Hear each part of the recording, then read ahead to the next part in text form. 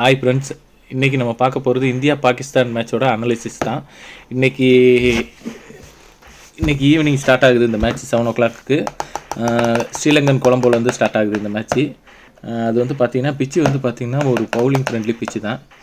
எப்படிலே ஒரு கிரேட்டஸ்ட்டு ரைவல்ரின்பாங்க இந்த match. Already நம்ம வந்து பார்த்திங்கன்னா இந்தியா வந்து ஒரு 8 தடவை வந்து இந்தியா பாகிஸ்தான் T20 மோதிருக்காங்க. ஆல்மோஸ்ட் நம்ம ஒரு 7 வின் வாங்கியாச்சு. அந்த 2021 வந்து தான் கொஞ்சம் பிசிறு தட்டிருச்சு. இன்னும் 10 விக்கெட்டில் வின் பண்ணிட்டாங்க. இருக்கிறதுலே வேர்ல்டு கப்பில் ஃபஸ்ட் டைம் 10 விக்கெட்டில் வின் பண்ணுங்கிற ஒரு பேரோட போயிட்டாங்க.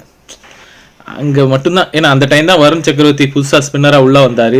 பும்ரா வந்து நல்லா பண்ணியுமே ஒன்றும் பண்ண முடியல. அந்த டயத்தில் அந்த மேட்சை வந்து மறந்து அதுக்கப்புறமும் ஒரு 4-5 வாட்டி வின் பண்ணியாச்சு. 50 வேர்ல்டு கப்லேயும் சரி, சாம்பியன்ஸ் ட்ராப்லேயும் சரி வின் பண்ணியாச்சு. அதுக்கடுத்து வந்த வேர்ல்டு கப்லேயும் T20 வேர்ல்டு கப்லேயும் நம்ம வின் பண்ணிட்டோம். இப்போ வந்து என்ன மேட்டர்னா, இது வந்து இப்போ வந்து இது வரைக்கும் நம்ம துபாயில் தான் ஆடிட்டு இருந்தோம். இப்போ ஸ்ரீலங்காவில் கொலம்போ பிச்சு. ஸ்ரீலங்காவில் வந்து பார்த்திங்கன்னா நமக்கு பவுலிங் சூப்பராக வரும் நம்ம டீமுக்கு. பட் பேட்டிங் வந்து கொஞ்சம் இதாக தான் இருக்கும். ஏன்னா பிச்சு வந்து பெரிய கிரவுண்டு வேறையா. அதுபோக வந்து பார்த்திங்கன்னா நல்லா நம்ம கிரவுண்டு மாதிரி கிடையாது. இங்கே நேற்று பார்த்தீங்களா Ahmedabad match, New Zealand south Africa விட்டு இங்கிட்டு திருப்பு அங்கிட்டு திருப்புன்னு அடி பேட்டிங்கில் சும்மா சூப்பராக இருந்துச்சு.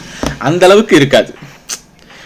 ஒரு இனிஷியலாக இந்த பிச்சை பொறுத்த வரைக்கும் இனிஷியலாக ஒரு 6-7 ஓவர் வரைக்கும் ஒரு நல்ல பேட்டிங்க்கு நல்லா இருக்கும். அதுக்கடுத்து பால் ரொம்ப நின்று வரும்.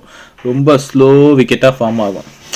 ஸோ என்ன பண்ணணுன்னா எப்போயும் போல தான் சூர்யா டாஸ் வின் பண்ணி பேட்டிங் வாங்கிருங்க போதும், பரவாயில்ல. அங்கே 4 ஸ்பின்னரு 40 ஸ்பின்னரோடு வந்தாலும் பிரச்சனையே கிடையாது, நமக்கு பார்த்துக்கலாம். ஏன்னா நமக்கு ஸ்பின்னர் அடிக்கிறதுக்கும் ஆள் இருக்குது. ஓப்பனிங்கில் இஷான் கிஷன், அபிஷேக் சர்மா வந்து எப்பயும் போல் டிஃபென்ஸ் மோடே கிடையாது, அட்டாக்கிங் மோடு தான்.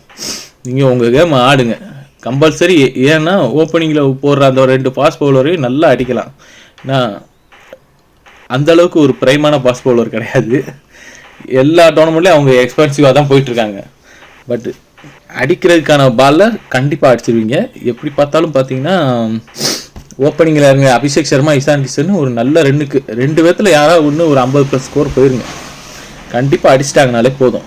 மிடில் ஓவர்ஸில் நமக்கு வந்து திலக் வர்மா என்ன சொல்கிறாருன்னா, கண்டிப்பாக அவங்களோட பவுலர்ஸோட வீடியோ பார்த்துருக்கோம், அதை நாங்கள் கோச்சஸோட அனலைஸ் பண்ணியிருக்கோம், பக்காவாக ப்ரிப்பேர்ட் ஆகியிருக்கேன் அப்படிங்கிற மாதிரி தான் அவர் சொல்கிறார். ஏன்னா அவங்க பவுலர்ஸோட நம்ம எந்த சீரியஸுமே ஆடினது கிடையாதுல்ல, ஸ்ட்ரைட்டாக வேர்ல்டு கப்பில் தான் ஆடுறதுனால அவங்க எப்படி